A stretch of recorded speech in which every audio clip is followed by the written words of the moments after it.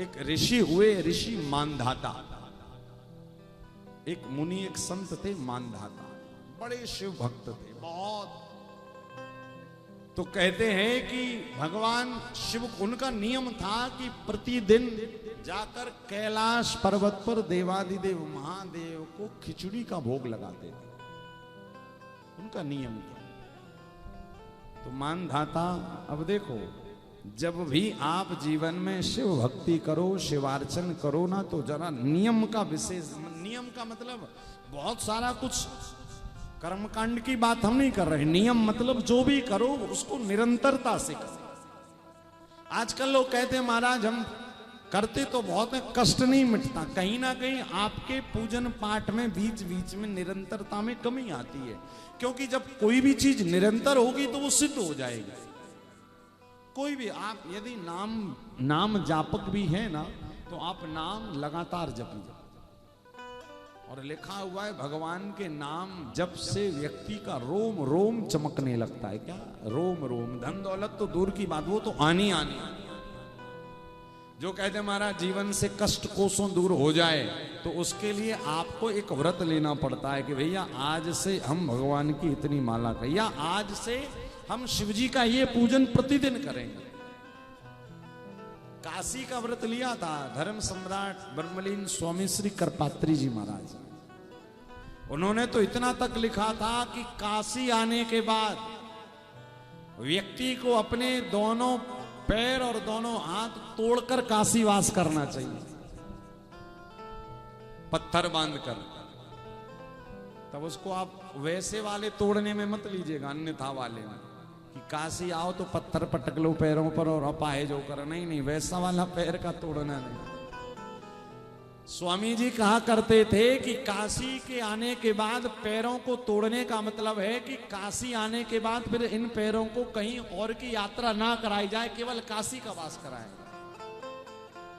और बोले इन हाथों से फिर काशी आने के बाद कोई और कर्तव्य शेष नहीं रह जाता। इन हाथों को केवल और केवल शिवार्चन में लगा दीजिए। वो है हाथों और पैरों का तोड़ना।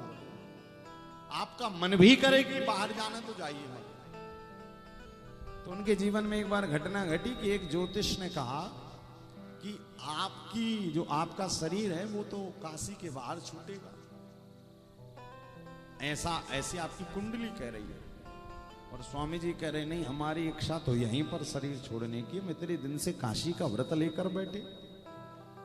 तो आप क्या किया जाए? ज्योतिष तो ऐसा। तो उसी समय स्वामी जी के अंदर जरा वेग आया।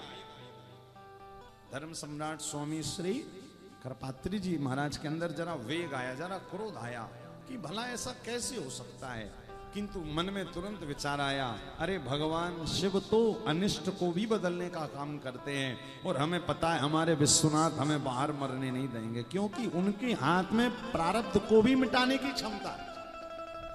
तो तुरंत हाथ में जल लिया, संकल्प कर दिया गंगा मैया के आगे कि अब मैं मरूंगा तो काशी में ही मरूंगा, शिवार्पणम मस्तु।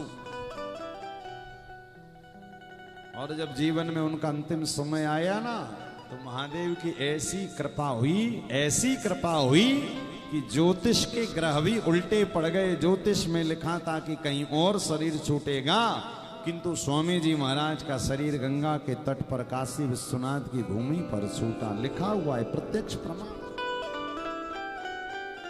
कहने का अभिप्राय भैया इस भूमि पर आकर जो व्रत ले लिया जाए। तो एक ऋषि थे मानधाता, उन्होंने एक व्रत लिया था। क्या व्रत लिया था? कि जाकर के बाबा को प्रतिदिन खिचड़ी का भोग लगाते थे। ये नियम था उनका। किंतु देखिए, कभी कभी जब शरीर में बुखार इत्यादि आ जाता है, ज्वर, तो नियम टूटने लगते हैं। तो एक बार कहते हैं ऋषि मानधाता इसी काशी की भूमि पर विराजमान थे और उनका नियम टूटने वाला था। उन्होंने कहा महादेव चाहे कुछ हो जाए, रोज तो मैं आता था आपको खिचड़ी का भोग लगाने, प्रभु आज मैं आ नहीं पा रहा हूं ना, आज मैं शरीर में सामर्थ्य नहीं है, शरीर से मैं सक्षम नहीं हूं कि आ पाऊं। और याद रखिएगा, यदि हमारी प्रार्थना में, यदि हमारी पुकार में आर्त भाव है, यदि हमारी पुकार में शरणागति का भाव है, तो भैया हमारे महादेव सुनते जरूर हैं। बाबा कहते हैं मैं तो उसकी भी सुन लेता हूं, यदि चींटी के पैर में भी नूपुर की आवाज आए और यदि वो दिल से कह दे हर हर महादेव, वो भी मैं सुन लेता हूं। क्या महादेव कहते हैं चींटी के पग नूपुर बांधे फिर भी बाबा सुनता है, वो सुनता है। ऐसा कभी मन में अविश्वास मत लाइएगा कि भगवान सुन क्यों, अरे वो नहीं सुनेंगे तो कौन सुनेगा। भाई ये दुनिया नहीं सुनेगी क्योंकि ये दुनिया के पास पहले से ही बहुत सारे कष्ट, वो क्या सुनेंगे। हमारी आदत है हम दुनिया के सामने आंसू बहाते हैं, गलत बात है।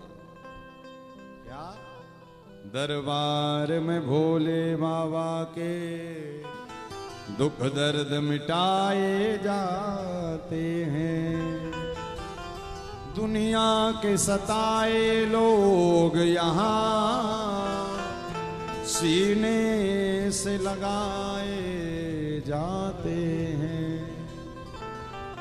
दरबार में काशी वाले के दुख दर्द मिटाए जाते हैं। यदि आप देखिए, 3 चीजें जीवन में बहुत जरूरी होती हैं। सबसे पहली प्रार्थना। क्या? सबसे पहला प्रार्थना शुरू कर दीजिए। भगवान से यदि कुछ चाहते हैं तो प्रार्थना। प्रार्थना के बाद फिर आती है प्रतीक्षा। अब प्रार्थना कर दी आपने, अब प्रार्थना करने के बाद अब प्रतीक्षा करिए, और प्रतीक्षा के बाद फिर तीसरा नंबर आता है धैर्य का। यदि धैर्य खो देंगे ना तो फिर आपकी भगवान में भी अश्रद्धा हो जाएगी। इसी कारण पहला नियम ले लो, प्रार्थना, फिर प्रतीक्षा और फिर तीसरा धैर्य। क्यों? अरे जब उनसे कहा है तो होगा तो पक्का। अब कैसे होगा, कब होगा, व्यक्ति आधे से ज्यादा इसी बात में टेंशन रहता कि कैसे होगा। ये तुम्हारा काम नहीं है सोचने का।